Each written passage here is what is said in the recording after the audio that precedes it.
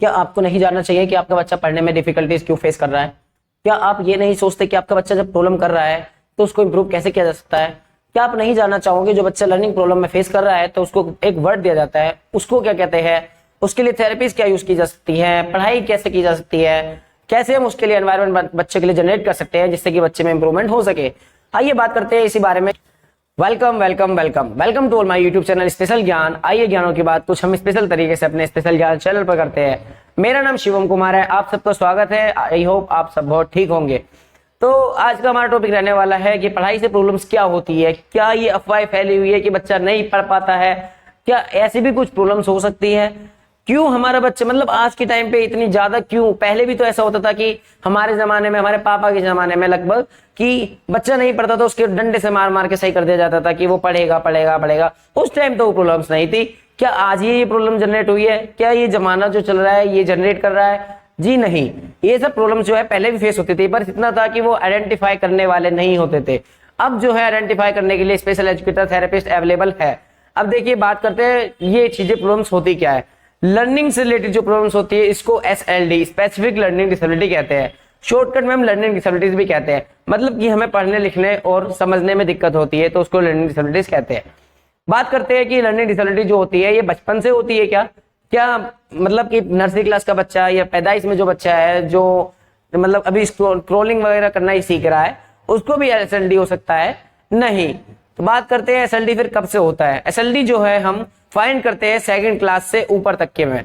मतलब कि हमें फर्स्ट क्लास से नर्सरी, LKG, UKG इनमें नहीं देखना है बिल्कुल भी। हम इन चीजों, इन क्लासेस में नहीं देख सकते क्योंकि वो स्टेज जो होती है बच्चों को सिखाने की होती है। अगर हम सिखाने की एज में ही बच्चे में फाइंड कर लेंगे डिफिकल्टीज, जो प्रॉब्लम्स है उसी में डिसेबिलिटी बता देंगे तो फिर बच्चे सीखेगा कब? देन सीखने की एज को छोड़ देंगे। हम सेकंड क्लास के बाद से आते हैं। सेकंड क्लास के बाद से हम बच्चे में लर्निंग डिसेबिलिटी फाइंड कर सकते हैं। लर्निंग डिसेबिलिटी फाइंड करने की एक शर्त होती है कि लर्निंग डिसेबिलिटी फाइंड करने से पहले हमें बच्चे का IQ टेस्ट कराना है। IQ टेस्ट के लिए क्यों बोला गया है? क्योंकि बच्चे का IQ जो है 85 से मिनिमम जो है 85 होना चाहिए। अगर 85 से ऊपर या 85 तक होता है तो जाकर हम उसको SLD में बच्चे को लेते हैं। अगर बच्चा IQ जो है, बच्चे का IQ 85 से कम है तो उस बच्चे को हम SLD में नहीं ले सकते हैं। और वो बच्चा जो आता है ID में आता है, इंटेलेक्चुअल डिसेबिलिटीज। इंटेलेक्चुअल में जो आता है वो माइंड से रिलेटेड आ जाती है। क्यों? क्योंकि बच्चे का IQ कम आ गया है तो वो माइंड वाली प्रॉब्लम हो गई है। ठीक है, तो उसमें अगर बच्चे का 85 से कम आ रहा है तो हम लर्निंग डिसेबिलिटी में नहीं लेते हैं। ये बात special educators, therapist and teachers के लिए थी। अब देखिए हमने ये बताया कि अभी क्लास में, सेकंड क्लास में जो बच्चा है उसके बाद से हम लर्निंग डिसेबिलिटी फाइंड करते हैं। तो लर्निंग डिसेबिलिटी फाइंड करने के लिए वो तो ठीक है, मैं सब वो बातें बाद में होगी। सबसे पहले ये बताना चाहूंगा कि लर्निंग डिसेबिलिटी होती क्या है। लर्निंग डिसेबिलिटी जो है एक न्यूरोलॉजिकल कंडीशन है जो इंपैक्ट करती है हमारे कि जैसे ब्रेन कैसे प्रोसेस कर रहा है। अब ब्रेन कैसे प्रोसेस कर रहा है, जब इंपैक्ट कर रही है उस चीज पर, तो इंपैक्ट करने के बाद जो है जिस चीज में हमारी प्रॉब्लम्स आती है, डिफिकल्टीज आती है, वो लर्निंग में आती है। अब लर्निंग में भी 3 तरह की होती है, मतलब होती तो बहुत तरह की, लेकिन जो बहुत ज्यादा मतलब मेजर है तो वो होती है dyslexia, dysgraphia and dyscalculia. Dyscalculia जो होती है वो मैथ्स से रिलेटेड प्रॉब्लम्स आती है। डिस्ग्राफिया जो होती है वो राइटिंग से प्रॉब्लम्स आती है। डिसलेक्सिया जो होती है वो रीडिंग से प्रॉब्लम्स आती है। अब बात करते हैं कि ये डिसलेक्सिया, डिस्ग्राफिया एंड डिसकैलकुलिया है तो इनके सिम्टम्स भी होते होंगे सर। यस, ऑफ कोर्स इनके सिम्टम्स भी होते हैं। हमें पहचानना कैसे है कि बच्चे में लर्निंग डिसेबिलिटी है तो डिसलेक्सिया है, ये डिस्ग्राफिया, ये डिसकैलकुलिया है। आइए देखिए इस बारे में बात करते हैं। जो देखिए अब हमारे बीच में ऐसे सेलिब्रिटीज भी है जिसको लर्निंग प्रॉब्लम है लेकिन वो सेलिब्रिटी बने हुए हैं। अब आप सोच सकते हैं कि वो सोचिए जो इतने रोल्स वगैरह, मतलब उनको स्क्रिप्ट वगैरह याद करनी होती है, देन उसके बाद एक्शंस वगैरह शो करने होते हैं, दिखाने होते हैं, बोलनी होती है स्क्रिप्ट वगैरह, तो वो कैसे कर लेते हैं जब उनको लर्निंग प्रॉब्लम है? इंप्रूवमेंट हो सकती है, क्योर नहीं हो सकती प्योरली, लेकिन इंप्रूवमेंट होकर वो ठीक की जा सकती है कि उसमें मतलब इंप्रूवमेंट लाई जा सकती है काफी अच्छी बेस पर।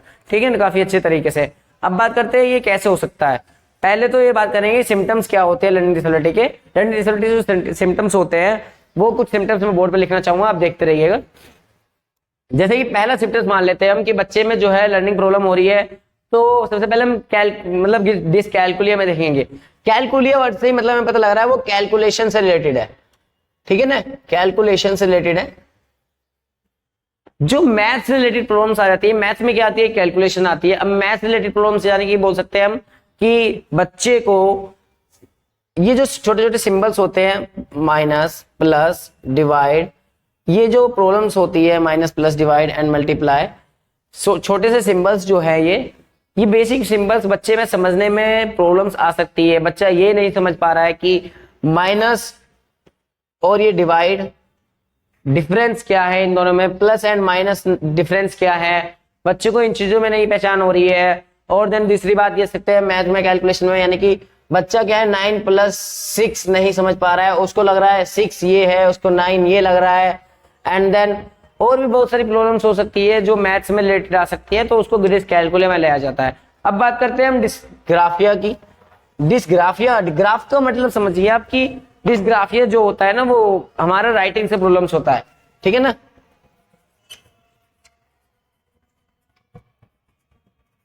डिस्ग्राफिया जो आता है हमारा राइटिंग से प्रॉब्लम आता है। देखिए राइटिंग में क्या प्रॉब्लम्स हो सकती है, क्या सब राइटिंग में उसकी राइटिंग खराब होगी, क्या वो कर्सिव लिखने में प्रॉब्लम करेगा, क्या वो बेसिक ABCD लिखने में प्रॉब्लम करेगा, तो ये भी आता है। लेकिन जो बेसिक हमारा सिम्टम्स है वो ये हो सकता है, देखिए ये होता है कि वो B को D लिख देगा, ठीक है, W को M बना देगा, मिरर इमेज क्रिएट करते हैं। ऐसे बच्चे मिरर इमेज क्रिएट करते हैं, बच्चे हो सकते हैं, बड़े हो सकते हैं, ठीक है ना। अब ऐसा नहीं है कि देखिए इस एज में भी हम जो है हम भी भूल जाते हैं कभी कभार, तो कोई भी वर्ड्स कोई बोल देता है लिखने को, तो हम उस वर्ड को क्या करते हैं B को D में पहचानने में गलत कर देते हैं। इसका मतलब ये नहीं कि हमें डिस्ग्राफिया है, इसका मतलब तो ये है कि हमारा माइंड एकदम से कैच नहीं कर पा रहा है। क्या होता है वो प्रैक्टिस के साथ मतलब ठीक हो जाता है। लेकिन ये जो बचपन से रिलेटेड प्रॉब्लम्स है बच्चों को जो होती है वो रेगुलर एक कंटिन्यूसली, मतलब जब भी आप उसको जब भी बोलेंगे तभी वो मिरर इमेज क्रिएट करेगा। अब ये क्या है, तो अगर ये ऐसा कर रहा है तो बच्चा डिस्ग्राफिया में आ रहा है। देन उसके बाद करते हैं हम डिसलेक्सिया की।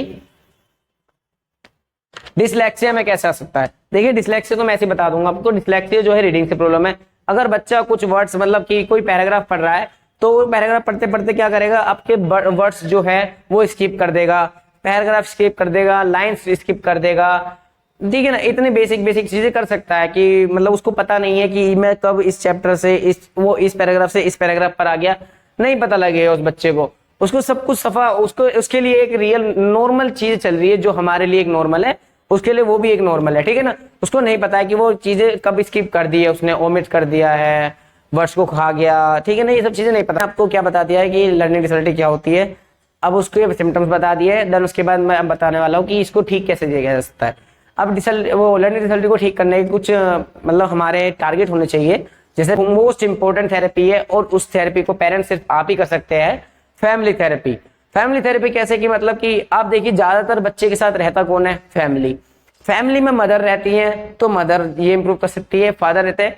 वैसे तो इवन सब इंक्लूडेड है इस चीजों में कि फैमिली में जो जो रहता है वो सब कर सकते हैं, लेकिन मदर और फादर का रोल इसलिए मैं ज्यादा बता रहा हूँ क्योंकि वो ज्यादा बच्चे उनके साथ ही रहते हैं। बहुत से पेरेंट मतलब फैमिली में ऐसा है कि उनके एक ही सिंगल चाइल्ड है, तो वो इंप्रूव करने के लिए पेरेंट्स का ही हाथ रहने वाला है। तो पेरेंट्स उसी चीज को कैसे इंप्रूव कर सकते हैं कि बच्चा जहाँ रह रहा है एनवायरमेंट जो है उसके लिए लर्निंग से रिलेटेड बनाया जाए, बहुत ही बेसिक तरीके से बनाया जाए। उसको रिकॉग्नाइज कराने के लिए बहुत सारी चीजें डिफरेंट टाइप्स की हो, उसकी अंडरस्टैंडिंग इतनी डेवलप करनी है कि हमें यूडीएल बनाना है, यानी कि जो जहां वो यूनिवर्स में रह रहा है, यूनिवर्स मतलब उसका मैं पूरा वो नहीं बोला ब्रह्मांड, यूनिवर्स मतलब होता है कि आपके जहां भी बच्चा एनवायरमेंट में रह रहा है उसको क्या है, उसको ऐसे डिजाइन करना है कि उसकी बच्चे की लर्निंग हो सके। एक यूडीएल होता है यूनिवर्सल डिजाइन लर्निंग, अपने यूनिवर्स को ऐसे डिजाइन करना कि लर्निंग क्रिएट हो सके। तो ऐसे करना है हमें। आप देखिए स्कूल्स में आप जाएंगे तो बच्चों की दीवारों पे पेंटिंग वगैरह बनी होती है, किसी पे Monday Tuesday Wednesday days name लिखी है, किसी पे काउंटेज लिखी है, जीनों पर टेबल्स लिखी होती है, सीढ़ियों पर स्टेयर्स पर, ठीक है ना। तो ऐसे क्या है, ये यूडीएल ही तो है। तो ऐसे ही आपको भी फैमिली में भी सपोर्ट करते हुए रहना अपने बच्चों के साथ इंप्रूव करने के लिए। एंड देन बात करते हैं थेरेपीज वगैरह, ये है आपको करनी है और कॉन्टेक्ट में आपके जो रहना है special educator, therapist and then psychologist, psychiatric, ये सभी आपके कॉन्टेक्ट में रहने चाहिए। क्यों? क्योंकि बच्चे में कुछ इनके साथ साथ बिहेवियर इशू भी हो सकते हैं, जिससे कि बच्चे में चिड़चिड़ापन आ सकता है कि आप बार बार बोल रहे हैं बच्चे करो करो करो, टू की समझ में नहीं आता क्या, टू में 2 × 2 4 होता है, तो बच्चे को सच में नहीं समझ में आता, तो उसकी वजह से बच्चे में बिहेवियर इशू हो सकते हैं। देन उसके बाद आपको फिर साइकोलॉजिस्ट देखना पड़ेगा, है ना, ये सब चीजें टेस्ट करानी पड़ेगी। तो आपके कॉन्टेंट में ये सब रहने चाहिए कि आज की क्लास हम यही खत्म करते हैं, ठीक है। आपको जो भी लगता है कि इंप्रूव होने वाली चीजें हैं इस वीडियो में या फिर कहीं भी आपको लगता है कि मुझे अगली नेक्स्ट वीडियो ऐसे टॉपिक पर बनाना चाहिए, तो आप मुझे बता सकते हैं, मैं उसी वीडियो पर बनाऊँ, उसी टॉपिक पर बनाऊंगा। ठीक है ना। आज की क्लास यही खत्म करते हैं। लाइक एंड सब्सक्राइब कर दीजिए जिससे कि आपको आने वाली वीडियोस चैनल पे मिल सके। And then thank you so much.